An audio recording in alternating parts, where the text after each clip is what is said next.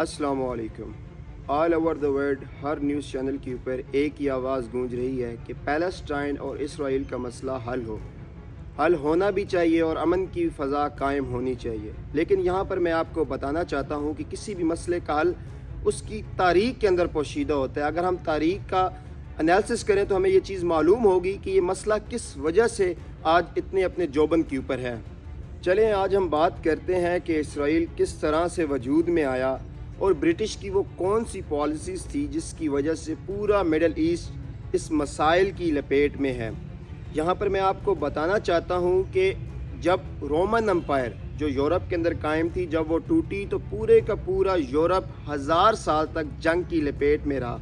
इसी तरह से जब ओटोमन एम्पायर जिसको हम खिलाफत उस्मानिया कहते हैं, जब वो ब्रिटिश के हाथों उसकी हुकूमत गई और ब्रिटिश के हैंड के अंदर ये तमाम पावर गई और जब उन्होंने पूरे का पूरे ओटोमन एम्पायर को तोड़ा और मिडल ईस्ट की जो बाउंड्रीज़ हैं उसको ड्रा किया, तो उसके अंदर इतने फ्लॉ बैक्स थे जिसकी वजह से पूरे का पूरा मिडल ईस्ट अब तक जंग की लपेट में है। और ख़ास तौर पर इसराइल और पैलेस्टाइन वर्ल्ड वार 1 से लेकर अब तक इस आग की लपेट में झुलस रहे हैं। अगर मैं यहूदियों के पस मंज़र की बात करूं कि वो यहाँ पे कब से आबाद थे, तो पहली सदी ईस्वी में रोमन एम्पायर ने इस खिते को, इस टेरेन को फ़तह किया और वो टाइम पीरियड ही था जब रोमन एम्पायर ने इस खिते को नाम दिया फ़लस्तीन का।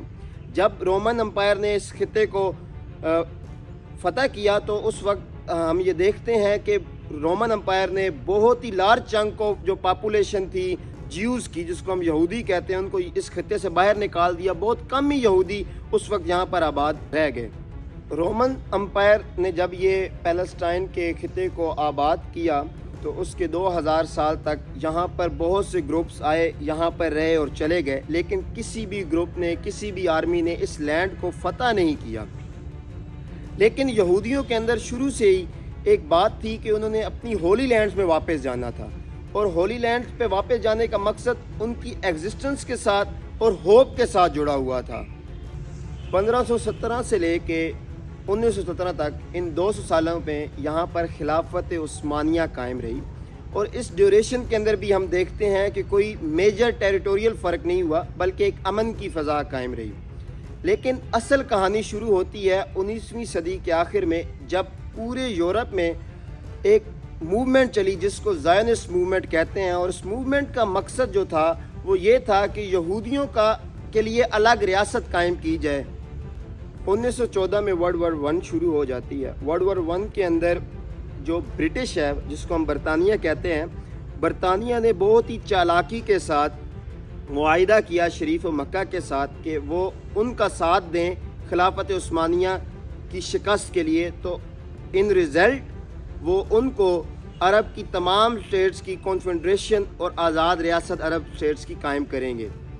साथ ही साथ इसकी दूसरी तरफ उन्होंने बैलफोर डिक्लेरेशन भी डिक्लेयर की हुई थी, जिसके तहत ब्रिटिशर ने ये कहा कि वो यहूदियों को फ़लस्तीन की ज़मीनों के अंदर आबाद करेंगे। अब अगर हम देखें तो जो ब्रिटिशर ने मुआहिदा किया शरीफ मक्का के साथ और जो उन्होंने बैलफोर डिक्लेरेशन की, वो दोनों कॉन्ट्राडिक्ट थी, वो दोनों अपोजिट पोल के ऊपर थी। तो ये वो तमाम पॉलिसी थी जिसकी वजह से आज भी पूरे का पूरा मिडल ईस्ट इस लपेट के अंदर है।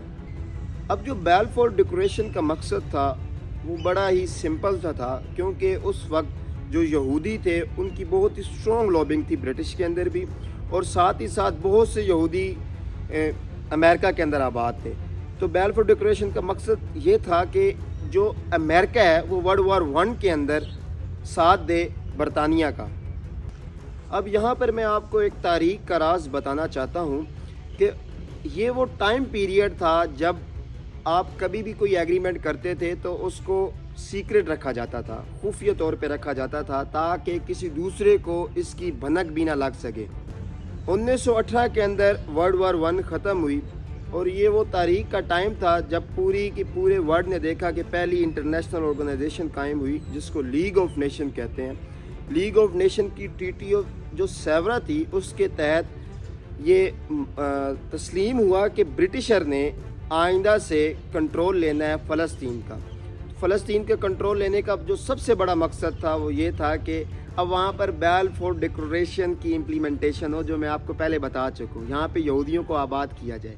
ساتھ ہی ساتھ یہودیوں نے پہلے سے ہی یہاں پر فلسطین کے اندر اپنی زمینیں خریدنا شروع کر دی تھی، اور ہم یہ دیکھتے ہیں کہ فلسطین کی زمینوں کے اوپر 1939 تک 6 لاکھ یہودی آباد ہو چکے تھے۔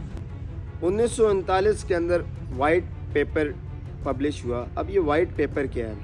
According to the white paper, یہ جو خطہ تھا فلسطین کا، یہ نہ عربیوں کا ہے نہ یہودیوں کا ہے، اور اگلے 10 سالوں تک یہاں پر کوئی نہ کوئی ریاست، انڈیپینڈنٹ ریاست قائم ہوگی۔ 1948 کے اندر اسرائیل قائم ہوا۔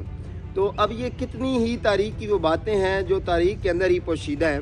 ساتھ ہی ساتھ وائٹ پیپر کے اکارڈنگلی اگلے 5 سالوں تک صرف اور صرف 75,000 یہودی فلسطین کی زمینوں میں آ سکتے ہیں، اور جو اس کا مقصد تھا وہ بہت ہی سمپل تھا کہ وہ زمین، وہ خطہ اچھے طریقے سے یہودیوں کو اکانومیکلی بھی ابزورب کر لے۔ برٹش کا فلسطین کی زمینوں کے اوپر کنٹرول 1948 تک رہا۔ ورلڈ وار 2 کے بعد یونائٹڈ نیشن قائم ہوئی۔ یہ بھی ایک انٹرنیشنل آرگنائزیشن تھی۔ اس نے اسپیشل کمیٹی آن پیلسٹائن بنائی، جس کا مقصد یہاں پر 2 ریاستوں کا بنانا تھا، اور عربیوں نے اس کی خاص طور پہ مذمت کی، لیکن عربیوں کی مذمت کوئی فروٹفل ثابت نہیں ہوئی، کیونکہ اس وقت جو انٹرنیشنل انوائرمنٹ تھا وہ یہودیوں کے حق میں تھا، اور ان کی لابنگ بھی کافی زیادہ اسٹرانگ تھی۔ تو 14 مئی 1948 کو Israel as an independent state declare ہوا یونائٹڈ نیشن ریزولوشن 181 کے تھرو۔ اگر آپ کو میری یہ ویڈیو پسند آئی ہے تو کمنٹ میں اس کو اپریشیٹ کریں، اور اسی طرح کی اور بھی معلوماتی ویڈیوز دیکھنے کے لیے ہمارا یوٹیوب چینل سبسکرائب کریں۔